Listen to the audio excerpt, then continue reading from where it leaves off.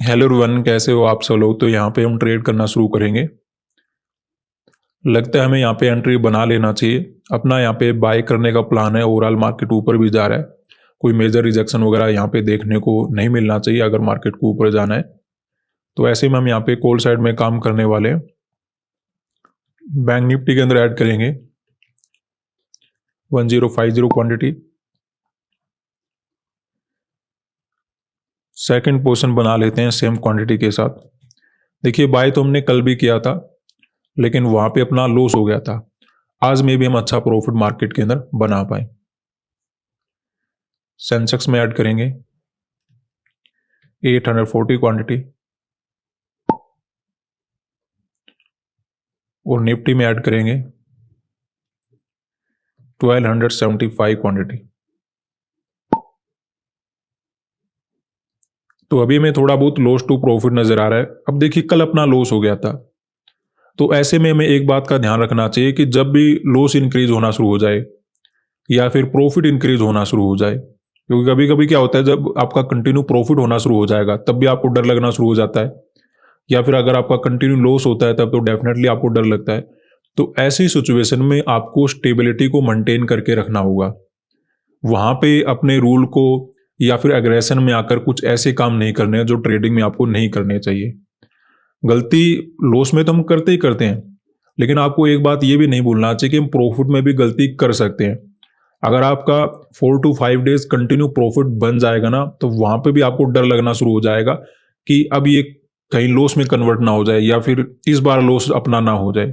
ये नॉर्मल सी हैबिट होती है, नॉर्मल सी एक साइकोलॉजी होती है कि अगर आपका 4 to 5 डेज लॉस हो जाता है या फिर प्रॉफिट हो जाता है, लॉस में तो क्या होता है कि आप अग्रेशन में आ जाते हो कि कैसे ना कैसे करके लॉस को कवर करने की आप कोशिश करते हो। लेकिन अगर कंटिन्यू आपका प्रॉफिट भी हो जाए तो उस कंडीशन में भी आप क्या करोगे, वहां पे भी आपको थोड़ा डर लगना शुरू हो जाएगा कि 4 से 5 दिन मैं कंटिन्यू प्रॉफिट बना के जा रहा हूं, इस बार कहीं लॉस ना हो जाए। ठीक है, तो ये हैबिट बनी रहती है। तो उस समय अपनी साइकोलॉजी को कंट्रोल करके चलना जरूरी है। और वैसे ही आज का डे हमारे लिए है। कल अपना लॉस हो गया था, तो आज हमें अपनी स्टेबिलिटी को मेंटेन करके रखना है। अगर अपना लॉस चलना जैसे अभी हमें नजर आ रहा है, तो उसमें घबराना नहीं है कि मार्केट के अंदर क्या हो जाएगा। ठीक है, ऐसा भी हो सकता है आज भी हमें लॉस वगैरह लेकर जाना पड़े, लेकिन अगर लॉस हो जाता है तो वहां पे मैं अपनी स्टेबिलिटी को मेंटेन करके रखेंगे। ऐसे नहीं कि वहां पे कुछ अलग करना शुरू कर देंगे, दोबारा दोबारा ट्रेड करना शुरू कर देंगे, ओवर ट्रेडिंग करना शुरू कर देंगे। उन चीजों के ऊपर हम नहीं जाएंगे। यहाँ पे हमें प्रॉफिट मिले लॉस मिले, डिपेंडिंग अपॉन सिचुएशन हम मार्केट के अंदर अपने ट्रेड को अच्छे से हैंडल करेंगे। तो इस बात को आपको ध्यान रखना चाहिए, चाहे आपका प्रॉफिट चल रहा हो चाहे मार्केट के अंदर आपका लॉस हो रहा हो। तो अभी बात करते हैं कि यहाँ पे ने बाइंग क्यों किया है। अब देखिए, मार्केट के अंदर जिस प्रकार की सिचुएशन बनी है, हम यहाँ पे देख रहे थे कि ओपनिंग कैसा होने वाला है। अब अगर यहाँ पे गैप डाउन ओपन होता तो मेरा फोकस रहता है कोई सेल वगैरह का ट्रेड मुझे मिल जाए, लेकिन फ्लैट टू गैप में मेरा बाय करने का प्लान था। रीजन क्या था, देखिए मार्केट ने, अगर हम 2-3 चार्ट को एक साथ मिलाकर देखेंगे, देखिए एक चार्ट से यहाँ पे साइकोलॉजी बन नहीं पा रही है कि एक्चुअली मार्केट क्या करने वाला है। लेकिन जब हम 2-3 चार्ट को एक साथ देखते हैं तो एक बात यहाँ पे समझ में आ रही है कि अपसाइड का मोमेंटम यहाँ पे हुआ। जैसे आपने देखा कि ब्रेकआउट वगैरह देखकर मार्केट ने क्लोज किया। अगर आप पीछे जाओगे तो यहाँ पे ब्रेकआउट वगैरह देखकर मार्केट ने क्लोज किया, 5 मिनट के ऊपर ही मार्केट ने क्लोज किया। तो जब ये चार्ट मार्केट ने बनाया होगा तो यहाँ पे बायर मार्केट के अंदर आए होंगे। अगले दिन गैप डाउन तो ओपन हुआ, लेकिन रिजेक्शन ना देकर मार्केट ने ओपन होती रिकवरी करना शुरू कर दिया। तो जब रिकवरी वगैरह होता है तो ट्रेडर क्या करते हैं, अपनी पोजीशन को होल्ड करने की कोशिश करते हैं। जैसे आपको कैंडल बनता हो यहाँ पे नजर आया कि मार्केट ने ओपन होते क्या किया, ग्रीन कैंडल बना दिया। तो ऐसे में यहाँ पे जो बायर लॉस में आ गए थे अचानक से गैप डाउन में, वो भी बैठे रह गए होंगे कि मार्केट ने रिकवरी कर रहा है। उसके बाद कोई डायरेक्टली ब्रेकडाउन वगैरह यहाँ पे हुआ नहीं, तो ऐसे में वो ट्रेडर मार्केट के अंदर बैठे रह गए होंगे। उसके बाद जब मार्केट फिर से पॉजिटिव मोमेंटम किया होगा तो यहाँ पर भी बायर आए होंगे, ये वाले बायर भी मार्केट के अंदर बैठे होंगे। फिर मार्केट ने नेक्स्ट डे क्या किया, सेलिंग करके इन बायर को मार्केट ने निकाला। ठीक है, तो जब ये सेलिंग आया होगा तो इन बायर के मार्केट ने एसएल वगैरह हिट कर दी होगी। तो अब एक्चुअली मार्केट के अंदर क्या साइकोलॉजी बन सकता है कि बायर को कंप्लीटली निकाला, उसके बाद मार्केट ऊपर जाने की कोशिश कर रहा है। ठीक है, ओवरऑल ट्रेंड वगैरह आपको पता है कि काफी अच्छा पॉजिटिव बना हुआ है। तो ऐसे में हम ये मोमेंटम कंटिन्यू फॉलो कर सकते हैं कि बायर को निकालने के बाद अगर ऊपर जा रहा है तो मार्केट में भी हमें इसी डायरेक्शन में मोमेंटम करता हुआ नजर आए। इसीलिए यहाँ पे हमने बाय मार्केट के अंदर किया है। लेकिन हालांकि यहाँ पे एक स्ट्रक्चर ऐसा भी बना हुआ था कि रिट्रेसमेंट होकर मार्केट ने क्लोज किया है, तो ऐसे में अगर कोई गैप डाउन वगैरह ओपन होता तो यहाँ पे हम कंटिन्यू डाउन साइड का मोमेंटम एक्सपेक्टेड करते। अब इसमें जो थोड़ा रिस्क मुझे नजर आ रहा है वो इसी बात का नजर आ रहा है क्योंकि मार्केट के अंदर यहाँ पे एक मेजर रेजिस्टेंस बना हुआ है, ठीक है, कि बार बार मार्केट यहाँ से गिरता है।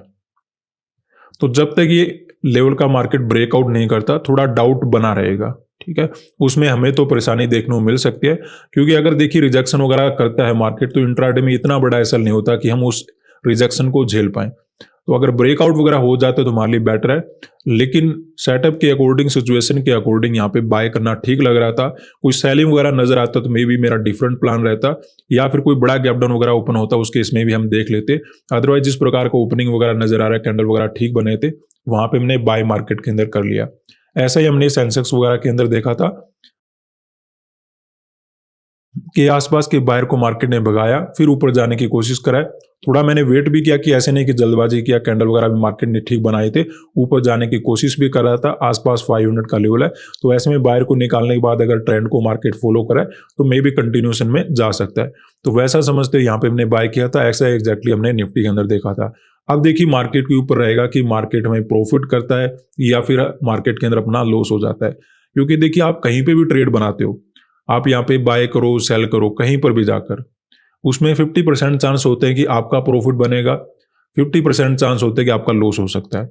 लेकिन उस चांस को हम थोड़ा सा क्या कर देते हैं, इंक्रीज कर देते हैं अपनी स्किल लगाकर, अपनी साइकोलॉजी लगाकर। तो मैंने अपनी तरफ से तो पूरी कोशिश किया है कि मार्केट के अंदर मेरा प्रॉफिट बने, लेकिन फिर भी अगर मैं गलत हो जाता तो उसमें कोई बड़ी बात नहीं है, लिमिट के अकॉर्डिंग लॉस वगैरह लेकर हम चले जाएंगे। तो अभी वेट करते हैं, थोड़ा बहुत हमें प्रॉफिट वगैरह नजर आ रहा है, अगर कंटिन्यू मोमेंटम रहता है तो बात हमारी बन सकती है। निफ्टी वगैरह में, सेंसेक्स वगैरह में कोई प्रॉब्लम नहीं है, अगर पॉजिटिव मोमेंटम करेगा तो आसपास 5 यूनिट का लेवल है, ब्रेकआउट वगैरह आराम से हमें मिल जाएगा। ठीक ठाक कैंडल बना रहा है, अपनी बात बन सकती है, लेकिन प्रीमियम थोड़ी ऊपर नीचे चल रहे हैं, ऊपर जा रहा है तो थोड़ा लॉस वगैरह चलना शुरू कर देता है। तो ये हल्का फुल्का रहेगा, कुछ वोलाटाइल मार्केट है, हमें परेशानी देखने को मिल सकती है, लेकिन नेट में कोई बड़ा मोमेंटम होगा उसके अकॉर्डिंग अपनी हम पोजीशन को मैनेज करेंगे। टारगेट अगर मिलता है तो उससे अच्छी बात हो नहीं सकती। बाई चांस अगर लॉस हो जाता है तो उसमें रिग्रेट करने वाली कोई बात नहीं, ये मार्केट के अंदर चलता रहता है। तो यहाँ पे अपनी ट्रेड में कुछ लॉस इंक्रीज होना शुरू हो चुका है, और क्योंकि बैंक निफ्टी के अंदर एक अच्छा रिजेक्शन आ गया तो उस वजह से ये प्रॉब्लम नजर आ रहा है, लेकिन मे भी इससे ज़्यादा रिजेक्शन यहाँ पे नहीं आएगा। प्रॉब्लम यहाँ पे क्या हो गया था देखिए, क्योंकि सेंसेक्स और निफ्टी ज़्यादा ही ऊपर चले गए थे, तो जब 2 इंडेक्स ऊपर चले जाते हैं और एक इंडेक्स अगर पीछे रह जाता है, जैसे आज के केस में बैंक निफ्टी पीछे रहता हुआ नजर आ रहा था, तो जो ऑलरेडी ऊपर चले जाते हैं उनमें तो कोई बाय करता नहीं, लेकिन जो पीछे रह जाते हैं उसमें बाय करने का वो ट्राई करते हैं। तो उस वजह से उन बायर को निकालने के लिए एक बार रिजेक्शन वगैरह आ जाता है, उनकी साइकोलॉजी को चेंज करने के लिए एक बार रिजेक्शन वगैरह आ जाता है। तो वही रिजेक्शन हमें बैंक निफ्टी के अंदर नजर आ रहा है, इससे ज़्यादा यहाँ पे कुछ नहीं है, मार्केट सेलिंग वगैरह में नहीं जाएगा। तो सिचुएशन के अकॉर्डिंग थोड़ा बहुत हमें लॉस वगैरह तो देखना पड़ सकता है, लेकिन नेट में अपना ऐसा नहीं होगा कि लॉस बुकिंग करके हमें जाना पड़े, प्रॉफिट ओवरऑल यहाँ पे अपना बन जाएगा। तो अभी वेट करते हैं, देखते हैं नेट में हमें क्या मिलता है। अभी तो लॉस वगैरह अपना इंक्रीज हो रहा है। तो अभी तो देखिए मार्केट काफी में टफ नजर आ रहा है क्योंकि बार बार लॉस इंक्रीज हो रहा है। अपनी जो आखिरी उम्मीद है कि मार्केट क्लोजिंग प्राइस का ब्रेकडाउन ना करे, क्योंकि अगर ऐसा करता है तो फिर देखिए लॉस भी अपना काफी ज्यादा इंक्रीज हो जाएगा। उस केस में भी हमें ट्रेड वगैरह कट करके जाना पड़े। अदरवाइज जब तक ऐसा नहीं होता थोड़ा वेट करते हैं, ट्राई करते हैं। अब देखिए सेंसेक्स और निफ्टी तो पॉजिटिव थे, ये भी नेगेटिव आ गए, तो ये हमारे लिए और बड़ी समस्या हो गई, क्योंकि तीनों इंडेक्स में अगर एक साथ रिजेक्शन आ जाता है तो प्रॉब्लम और बड़ी क्रिएट कर देता है।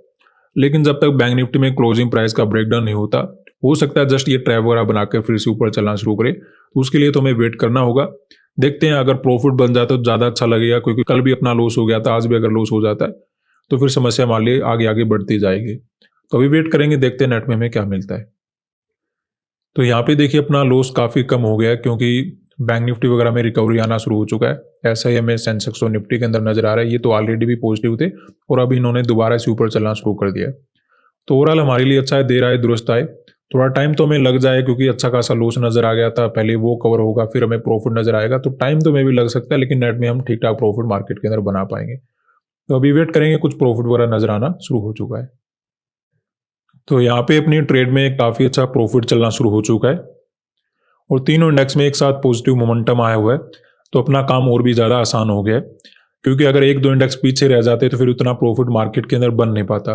अभी क्योंकि डायरेक्टली तीनों इंडेक्स में पॉजिटिव मोमेंटम नजर आ रहा है, तो एक अच्छा प्रॉफिट बनाने के लिए हमें टाइम भी ज़्यादा नहीं लगेगा। तो वेट करते हैं, काफ़ी अच्छा प्रॉफिट हमें मार्केट के अंदर नजर आ रहा है। तो यहाँ पे अपना टारगेट अचीव हो चुका है। फर्दर और ज़्यादा लालच नहीं करेंगे, ट्रेड को कट कर लेते हैं। शुरुआत में इस ट्रेड में हमें थोड़ा बहुत परेशानी देखने को मिला, लेकिन अच्छी बात रही कि लॉस लिमिट के बाहर नहीं गया और अब हमें ठीक ठाक प्रॉफिट बनाने का मौका मिल गया। कभी कभी तो क्या होता है, ऐसा लॉस कवर करना मुश्किल हो जाता है, टाइम वगैरह काफ़ी ज़्यादा लग जाता है, लेकिन आज हमें कंटिन्यू पॉजिटिव मोमेंटम मिल गया तो ज़्यादा टाइम भी नहीं लगा। इवन तीनों इंडेक्स में एक साथ मोमेंटम हुआ, तो ये हमारे लिए और भी अच्छा रहा। तो बाय हमने क्यों किया था, क्योंकि जिस प्रकार हमने एनालिसिस में समझा था कि मार्केट ने क्या कर रखा है कि यहाँ पे जो बायर आए थे ब्रेकआउट को देकर, अगले दिन जो बायर आए थे उनको मार्केट ने क्या किया, निकाल दिया ऐसे सेलिंग के मोमेंटम में। फिर मार्केट ऊपर जाने की कोशिश करा है, तो मार्केट के अंदर बाय वगैरह किया जा सकता है, ट्रेंड वगैरह को फॉलो किया जा सकता है। हमें बस इतना ही ध्यान रखना था कोई बड़ा गैप डाउन वगैरह ना ओपन हो जाए, अदरवाइज हमें फ्लैट मिलता या फिर जैसे अभी हमें गैप वगैरह मिला है, दोनों ओपनिंग में कोई प्रॉब्लम नहीं था। उसके अकॉर्डिंग हमने देखा कि मार्केट ऊपर भी जा रहा है, हमने बाय किया और एक अच्छा मोमेंटम कैप्चर करके मार्केट के अंदर निकल गए। क्योंकि बायर को निकालने के बाद अगर मार्केट जा रहा है तो कंटिन्यू ट्रेंड वगैरह को फॉलो किया जा सकता है। तो काफी अच्छा डे रहा, सेंसेक्स वगैरह ने मोमेंटम अच्छा किया, बैंक निफ्टी ने और भी अच्छा काम किया। हाँ, शुरुआत में थोड़ा तकलीफ दिया, लेकिन उस चीज को हमने समझ लिया था, क्योंकि क्या हो चुका था, निफ्टी और सेंसेक्स काफी तेजी से ऊपर जाने की कोशिश कर रहे थे। तो इस वजह से बैंक निफ्टी के अंदर थोड़ा बहुत रिजेक्शन आ जाता है, क्योंकि जो इंडेक्स पीछे रह जाता है उसमें दूसरे लोग बाय करना शुरू कर देते हैं। उनकी साइकोलॉजी को चेंज करने के लिए मार्केट क्या कर देता है, एक रिजेक्शन वगैरह दे देता है। तो जस्ट वही रिजेक्शन था, उसके बाद तो नेट में हमें पॉजिटिव मोमेंटम मिल ही गया। तो काफी अच्छा डे रहा। थोड़ा तकलीफ होता है, लेकिन जैसे आपको मैंने शुरुआत में बताया था कि हमें अपनी स्टेबिलिटी को मेंटेन करके रखना पड़ता है। माइंडसेट को अगर आप क्लियर करके रखोगे तो ट्रेडिंग में आप अच्छा कर पाओगे। अगर आपके माइंडसेट में कुछ हलचल चल रही है, कभी आपका दिमाग कहीं पे जा रहा है, कभी आपका दिमाग कहीं पे जा रहा है, फिर आप ट्रेड को अच्छे से हैंडल नहीं कर पाते। अदरवाइज मार्केट में अगर आपकी सिचुएशन समझ में आ चुकी है एक्चुअली में मार्केट क्या करने वाला है, तो आराम से वेट कर पाओगे। इसी बात को हमने समझा था कि निफ्टी सेंसेक्स ऊपर जा रहे हैं तो बैंक निफ्टी में रिजेक्शन हो सकता है, इस वजह से हम डटे रहे, कॉन्फिडेंस अपना मेंटेन रहा। अगर हम मार्केट को सही से समझ नहीं पाते तो वहां पे हम गलती कर लेते। तो इन्हीं चीजों का आपको ध्यान रखना चाहिए, ओवर ट्रेडिंग वगैरह से दूर रहना चाहिए। तो आज अच्छा प्रॉफिट बना, धन्यवाद।